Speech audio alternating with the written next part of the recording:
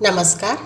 आज मैं संकटा माता की बहुत ही सुंदर सी कथा लेकर के आई हूँ। संकटा माता जब भी हम संकट में होते हैं और हम उन्हें सच्चे दिल से ध्यान करते हैं और अपने कष्ट को बताते हैं, उनकी मनौती मानते हैं, तो संकटा माता हमारे कष्टों को दूर कर देती हैं। बाद में हमें उनका प्रसाद अवश्य खिलाना चाहिए और पूजा करनी चाहिए। कथा कहानी बहुत ज़रूरी होती है संकटा माता की पूजा में। तो कथा सुनने से पहले अगर आप चैनल पर नए हैं तो हमारे इस चैनल को सब्सक्राइब करें।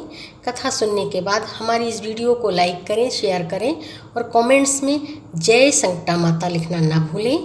माता रानी आपके सभी संकटों को हर लें, इसी सद्भावना के साथ कथा सुनते हैं। एक बूढ़ी अम्मा थी, उनके एक बेटा था, बहू थी और अम्मा संकटा माता की बहुत बड़ी भक्त थी।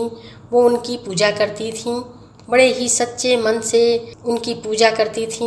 उनका नित्य का यही नियम था, वह रोज़ सवेरे उठ करके नहा धो करके संकटा माता की पूजा किया करती थी। माता की कृपा से उनके घर में सभी तरह का सुख वैभव था और उनका बेटा और बहू अम्मा से बहुत प्यार करते थे, उनका बड़ा सम्मान करते थे। एक दिन बूढ़ी अम्मा के बेटे ने अम्मा से कहा कि अम्मा, अब आप बहुत बूढ़ी हो गई हैं, इतनी पूजा पाठ मत किया करिए। सब कुछ तो दिया है संकटा माता ने आपको, अब क्या करना है, किस लिए इतनी पूजा करती हैं? तो अम्मा ने मुस्कुराते हुए कहा, अरे बेटा, अब तो बस यही इच्छा है संकटा माता के मुझे दर्शन हो जाएं और मैं उनके चरणों में अपने प्राणों को त्याग दूं। तो बेटे ने कहा, अरे अम्मा, संकटा माता के दर्शन इतनी आसानी से थोड़े न हो जाएंगे, इसके लिए तो बड़ा तप करना पड़ता है, जंगल जंगल घूमना पड़ता है, साधु संतों का साथ करना पड़ता है, धुनी रमानी पड़ती है, समाधि लगानी पड़ती है, ध्यान करना पड़ता है, ऐसे थोड़े ना संकटा माता के दर्शन हो जाते हैं। यह सुनकर अम्मा को बड़ा ही झटका लगा कि अरे, और वो वहाँ से चल दी। तो बेटे ने कहा कि अम्मा कहाँ जा रही हो? तो अम्मा ने कहा, कहीं नहीं, संकटा माता के दर्शन करने जा रही हूँ। और वो वहाँ से चलती चली गई, काफ़ी दूर निकल गई तो रास्ते में उन्हें एक बूढ़ी अम्मा और मिली। उन्होंने कहा कि अरे बहन, कहाँ जा रही हो? तो अम्मा ने कहा कि मैं तो संकटा माता के दर्शन करने जा रही हूँ। तो जो दूसरी बूढ़ी अम्मा थी, उन्होंने कहा कि मैं भी चलूँगी, और वो भी उनके साथ चल दी। अब दोनों लोग चली जा रही थीं, संकटा माता का नाम लेते हुए, उनका ध्यान करते हुए चली जा रही थीं। थोड़ी दूर चलने के बाद उन्हें एक बूढ़ी अम्मा और मिली और उन बूढ़ी अम्मा ने दोनों लोगों को रोका और कहने लगी, अरे बहन, तुम दोनों लोग कहाँ जा रही हो?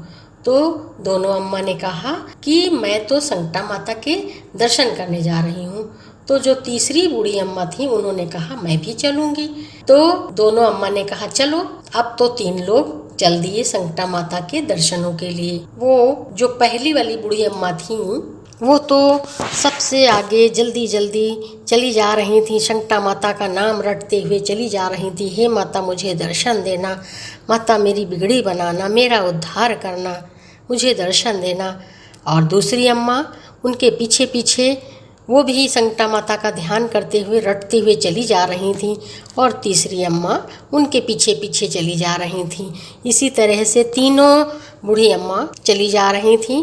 तभी संकटा माता ने एक धन से भरी हुई, मोहरों से भरी हुई थैली रास्ते में फेंक दिया। तो जो पहली अम्मा थी, वो थैली जब उनके पैरों में लगी तो उन्होंने कुछ भी ध्यान नहीं दिया और वो आगे बढ़ गईं। और दूसरी अम्मा के भी पैरों में वो थैली जब लगी तब उन्होंने भी कोई ध्यान नहीं दिया, वो भी संकटा माता का नाम जपते हुए आगे निकल गईं। जब वो थैली तीसरी अम्मा के पैरों पे लगी तो अम्मा ने उसे देख लिया और उठाया तो कहा, अरे ये तो धन से भरी थैली है, मोहरें भरी हुई हैं इसमें। और वो बहुत प्रसन्न हो गईं। उन्होंने जोर जोर से संकटा माता के जयकारे लगाए और वहीं सिरदा पढ़ी और वहाँ से ही लौट गईं। अपने मन में कहने लगीं कि माता ने तो मुझे धन दे दिया है और मुझे क्या चाहिए था, उनकी कृपा मिल गई है, अब तो मैं अपने घर को वापस चली जाऊंगी। यह सब देखकर संकटा माता मंद मंद मुस्कुराई और उन्होंने एक सोने की ईंट रास्ते में फेंक दी। जब पहली अम्मा वहाँ से गुजरी तो उस ईंट का ठोकर जब लगी तो अम्मा ने कोई ध्यान नहीं दिया, वो आगे बढ़ गईं।